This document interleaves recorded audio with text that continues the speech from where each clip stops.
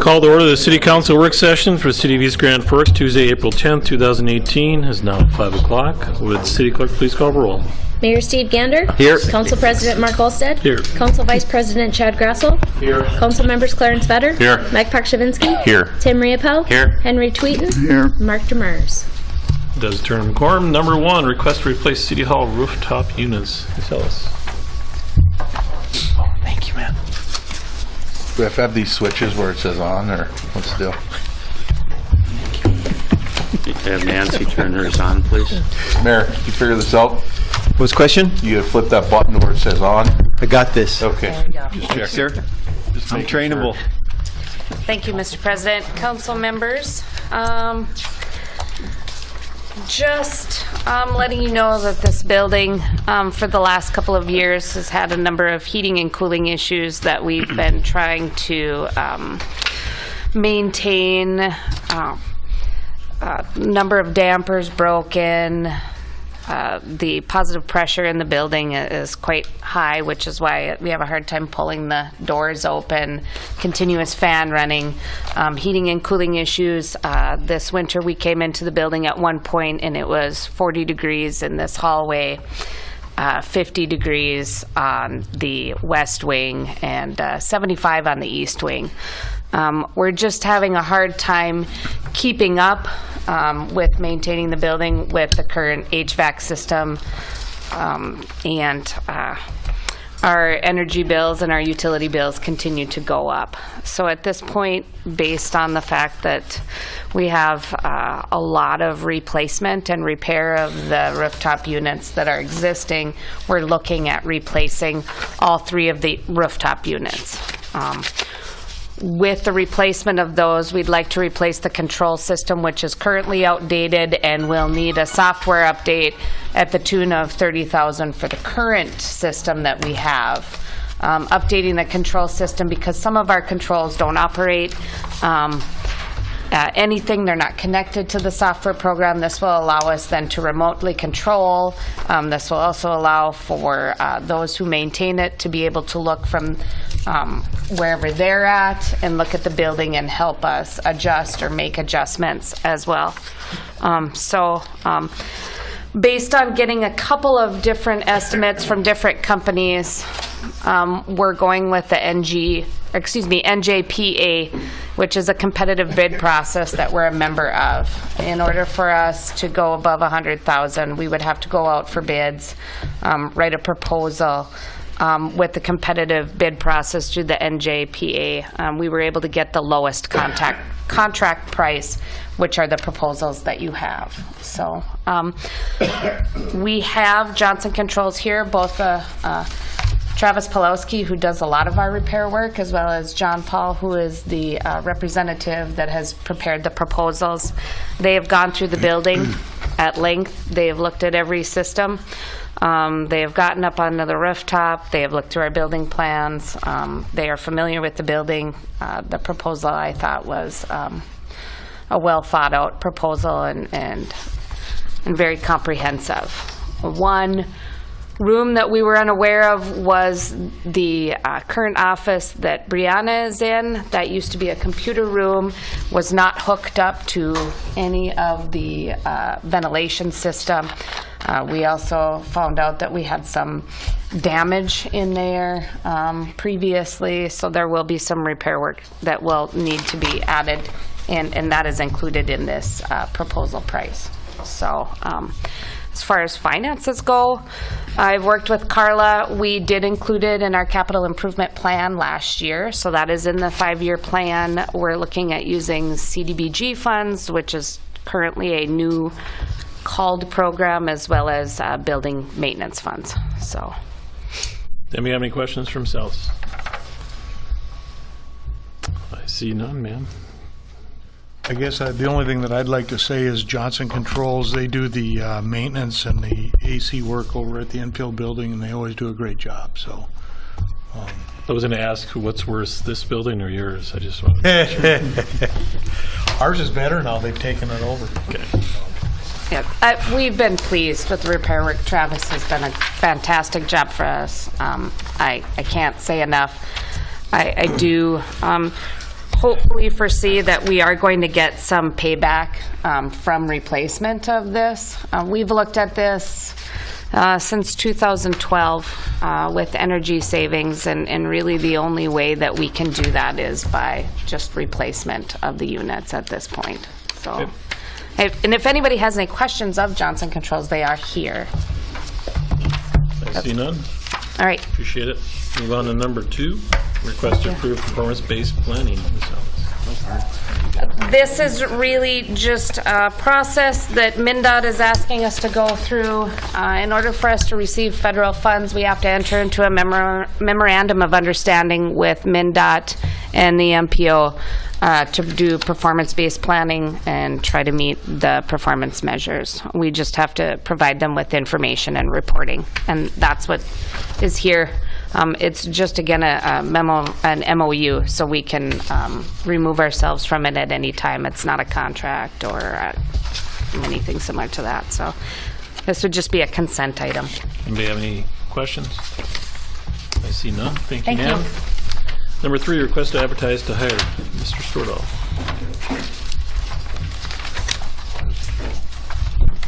Thank you, Mr. President.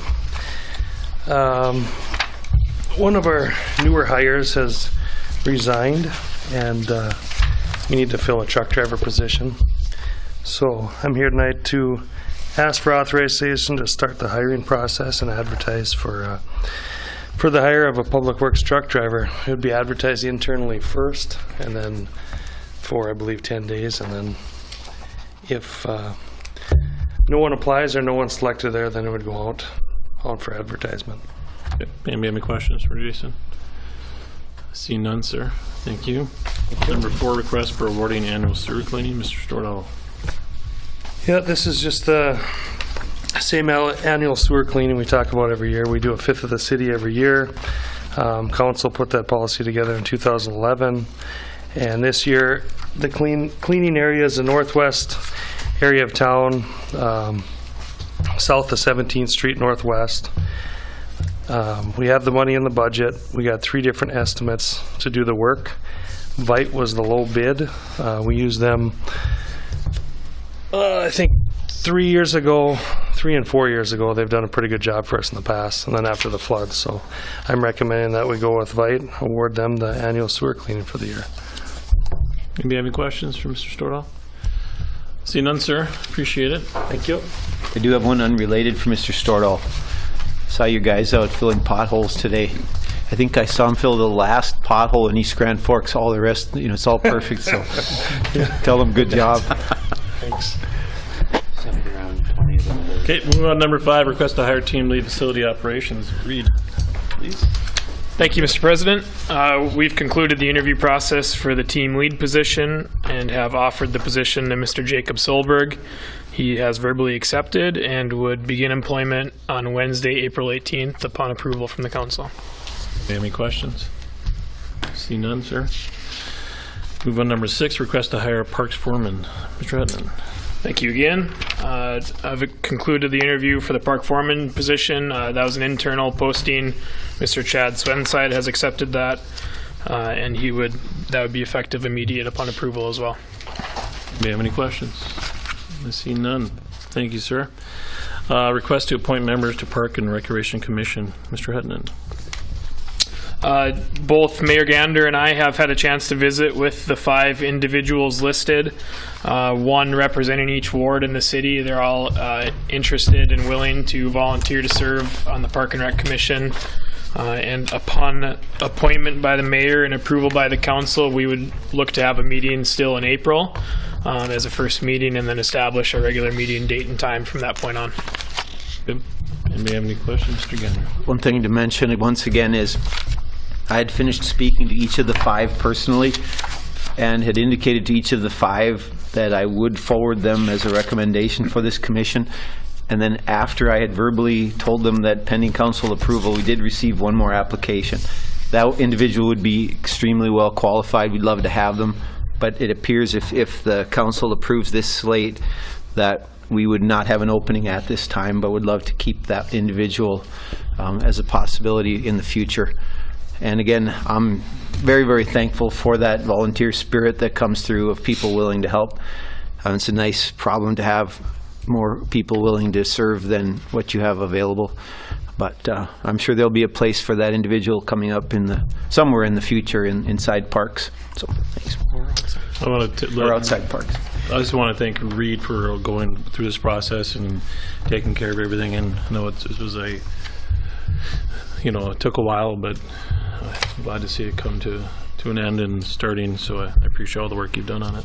Absolutely. And just a reminder on that, Mr. Olsted, as well, the staggered, the initial appointment of these 5 members would be staggered in terms, and that Mr. Murphy and I talked earlier this week. We would probably just randomly select those. So the first go around, one would be for 1 year, one would be for 2 years, and the remaining 3 would be on a 3-year term. And then there would be 2 council representatives that would be on a 1-year and on a 2-year term to start out. So that's how the rotation would work, and we'll just randomly get together and pull names out of a hat for that. Okay. Thank you, sir. Number 8, discussion on rental policy and rate for VFW multi-purpose room. Mr. Huttunen. Thank you again. Included in the packet on this one is just there's a 2-page document that I laid out a few proposed rules for use of the room and how to be able to contact our department to rent the space. And then there were a couple of pictures of what the room looks like today in that packet as well. Now that the room is near completion, really the only thing left to complete in the room is signage. At this point, some rules signage. Once we agree on those, the rental policy of how do you call and reserve it, where's the schedule going to be posted at, recognizing the Ultra sponsorship and the support that they've given to the room. So we've got some things in the works with signage there that will be completed in the next few weeks. Otherwise, it's ready to go, and we've already started receiving requests from people to use the space. So I wanted to put it forward to the group that as this policy lays out, I think it would be the right step to take to rent the room for a nominal fee to parties that are not sponsored as a park and rec activity, another city department activity, or of course an Ultra activity. The Ultra agreement allots them a certain number of hours each year free of charge for our facilities. To lay that out so that if there are other parties that want to use it, whether that be for a group training class, a yoga class, a birthday party, you name it, that we could, I think the biggest thing is the fee that I've proposed is not one that I don't think is so cost inhibitive that it'll eliminate people from renting it, but it will keep some accountability hopefully to the room with the equipment and the money that's been put into it. Just to it's a way for us even to have checks and balances for people that are going to reserve it, that they've got to sign up with us and we get their information, can charge a fee, and know that should something for some reason be broken or missing when the meeting or training is done, that we know who to go to be able to rectify that issue as well. So I proposed $25 an hour just as a flat fee for the room. I'd certainly be open to suggestion if anybody thinks that that's too steep, not enough, or anything in between. And then the other consideration I had on there was just to go back to it is the schedule in making the room available for rent, in researching it in what other communities do or in other settings have done. Of course, we have the regular open for business hours. During the summer, it's usually a little bit staggered to, we open it up in the mid-morning for walking, and then through early afternoon it's closed and our employee leaves for the day. Of course, during the ice season hours, it's open all the way until 10 o'clock at night. But do we want to have it only available for rent during hours that it's, so to speak, open to the public, where we already have the doors open for walkers? Or do we want to have it available for rent anytime? And then, of course, if it was rented at an after hours or outside of regular hours, that would mean we'd have to have an employee available to open and close that room. I have seen in some cases in other communities where they have a separate rental rate if they want to have it outside of business hours, that it's going to be more expensive because that would have to pay for that employee to be able to go in and open and close. So a couple things to consider there. Anybody have any thoughts on the question? I Mr. could see Gander? the extended hours at the little bit higher rate. A lot of events that people might want to have, say an evening birthday party or something, or evening like in the summer later than the mid-afternoon time. And if you publish those hours, even though they change, it's still 10 o'clock during the skating season, and then it shortens up. When you publish those, then you can they'll know outside of that range. Could be a higher rate. Mr. Grassel. Just looking at that and do we think about getting a deposit for that room just in case something happens? Whatever. Yep. You never know what can happen. Instead of we just get a deposit so we have some money there so they know that if things happen they're not going to get it back or whatever it's going to cost us to fix whatever, just to cover our end of it. Yeah, we certainly could. What the common example that I saw in researching with the room rate somewhere in the $25 to $45 an hour range was a $100 deposit. The other communities have asked for is a $100 deposit up front to be returned upon just a quick walkthrough inspection of the room after it was used. I mean, I'd be fine with $100. I like that. Anything else, Mr. Grassel? Yep. Is that it? Mr. Gulston? And this is kind of a separate question, though. Security on the room, is there a separate door now? I haven't been there for a while. Is there a separate door to those offices that are up there? No. The only way to get into the room is through the same entrance as it always has, and then once you enter the main room, then it has access to the boardroom and the offices. So we have to have it. They're locked. The balcony room is locked in itself, but the three offices that are up there would be for Altru's use, for the Figure Skating Club's use, and for the Blue Line Club's use. And we'd have to continue on our same pattern of trust in those club members and the leadership in those groups that they currently all have keys to the building, and that they'd be given keys to those rooms, under a key agreement that if they lose them or put them with somebody that we can't trust, that they'd be responsible for the lost keys and replacement of locks and so on. Mr. Grassel? I will say that this room looks as good as it ever has, except for the first day it was open when they opened the doors. I mean, it looks nice. Nice job. Thank you. Anybody else have any thoughts or questions? I think everybody's okay with everything. Okay, thanks. And just to touch on, to a point with Mr. Grassel's commented, I think it does look really nice.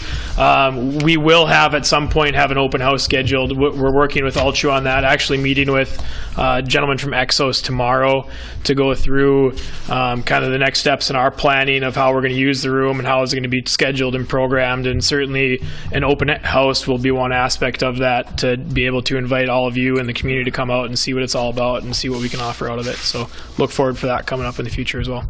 Thank you, sir. Appreciate you. it. One thing I need to bring up, we did get a request for invited from the chamber. I'll just read it off to you. You are cordially invited to attend the welcome home ceremony for the 1st Battalion 188th Air Defense Artillery in recognition of their mobilization in support of the Operation Noble Eagle National Capital Region. It is this Sunday, April 15th at 1 o'clock at the Alaris Center, ballroom number 5. If you'd like to attend that, please talk to Megan immediately after this meeting. So, all right. You have something? I've got one thing. Monday night, Taste of Sweden, reservations, call 773-0821. Starts at 4:30 but runs till 6:30, so everyone is welcome to come. There's a maximum of 50 this time. Sounds good. Thank you, sir. Entertain it. Oh, Mr. Gulson. Just the other, I'm going to be on vacation here starting tomorrow. Be back in the office on the 23rd. I've given David and Megan contact information. I will be checking emails, but sporadically. because I'll be out on the ocean, I won't be on the beat. But, and if there's anything that needs to be done, I just wanted to funnel it through David, because the city of Charles Fitzgerald, as well as Stephen Larson at the city of Crookston, if my office can't handle it, has indicated that they would field any issues that would arise while I'm gone, so. Thank you, sir. Nothing else, entertain a motion to adjourn. Moved by Vetter, second by Mr. I don't know, I can't think of Chad Grassel. I blanked there for a second. All in favor, say aye. Aye. Opposed, same sign. Motion is carried, means adjourned.